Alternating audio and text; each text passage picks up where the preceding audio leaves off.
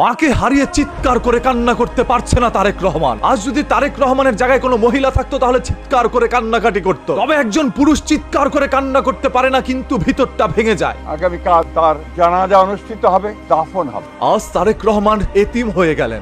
আমাদের তারেক ভাই এতিম হয়ে গেছে ভাই। 1981 সালে হারান তার বাবাকে, 2015 সালে হারান তার একমাত্র ভাইকে, 2025 সালে হারান তার মাকে। তবে তার মা বাবাকে হারানোর দিনটা একই ছিল। 1981 সালের 30 মে শহীদ প্রেসিডেন্ট জিয়াউর রহমান দুনিয়া ত্যাগ করেন। 2025 সালের ডিসেম্বর মাসের 30 তারিখে আজ আবার বেগম খালেদা জিয়া দুনিয়া ত্যাগ করেন। মানে 30 তারিখেই দুজন দুনিয়া থেকে চলে যায়। সবাইকে হারিয়ে আজ তারেক রহমান যেন একা হয়ে গেলেন। আমার বাড়ির লোকজনকে কিছু খেতে পর্যন্ত দেয়নি। এই আপসীন দেশ নেত্রীর যেন শেষের জীবনটা পুরোটাই দুঃস্বপ্ন ছিল। আজকে সেই নেত্রী আমাদের মাঝে নেই।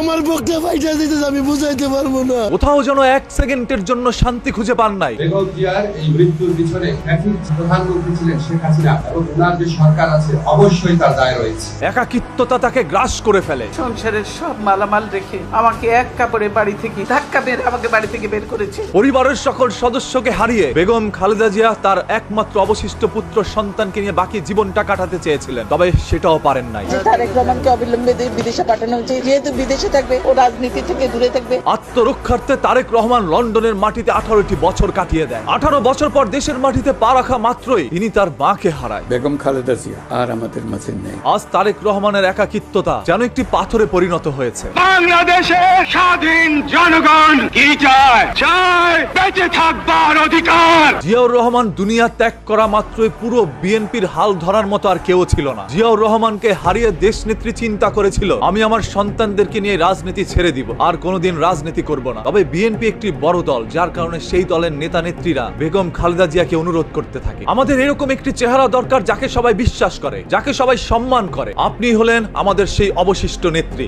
আপনি দলের হালটা ধরেন। এই জন্য তৎকালীন বেগম খালেদা জিয়া রাজনীতিতে আসেন, পুরো বিএনপির হালটা ধরেন। 3 বার হন বাংলাদেশের প্রধানমন্ত্রী। এরপর বেগম খালেদা জিয়া ক্ষমতাচ্যুত হওয়ার পরে জোরপূর্বক ভাবে তার বাড়িটি পর্যন্ত নিয়ে যায়। তার সাজানো গুছানো সংসারটি সেখানে শেষ করে দেওয়া হয়। সংসারের সব মালামাল রেখে আমাকে এক কাপড়ে বাড়ি থেকে ধাক্কা মেরে আমাকে বাড়ি থেকে বের করেছে। সবকিছু হারিয়ে জেলের মধ্যে দীর্ঘদিন তিনি অসুস্থতার সাথে লড়াই করে। তখন বিএনপির নেতাকর্মীরা চেয়েছিল উন্নত চিকিৎসার জন্য বেগম খালেদা জিয়াকে বিদেশের মাটিতে নিতে। তবে তৎকালীন সরকার বেগম খালেদা জিয়াকে উন্নত চিকিৎসার জন্য বিদেশের মাটিতে যেতে দেন নাই। খালেদা জিয়া অসুস্থ থেকে বিদেশে পাঠাও, আল্লাহদের আর শেষ নাই। খুবই খারাপ অবস্থা, মানে একটা নাকি যায়। আপসীন শব্দের ব্যাখ্যা যদি আপনি খুঁজে পেতে চান, বেগম খালেদা জিয়ার জীবনী একটু পড়ে যান, আপনার বিবেককে আরো একবার নাড়া দিবে। যতক্ষণ বেঁচে থাকবো দেশবাসীকে ছেড়ে যাব না। খালেদা জিয়া যখন বন্দি জীবন কাটাচ্ছিল তখন তার বাড়িতে যোগাযোগের মাধ্যম ছিল শুধুমাত্র একটি টেলিফোন, যেই টেলিফোনের লাইনটিও বিচ্ছিন্ন করে রাখা হয়। দীর্ঘদিন তার বাড়ির সামনে বালু ভর্তি ট্রাক ফেলে রাখা হয়, যাতে করে কেউ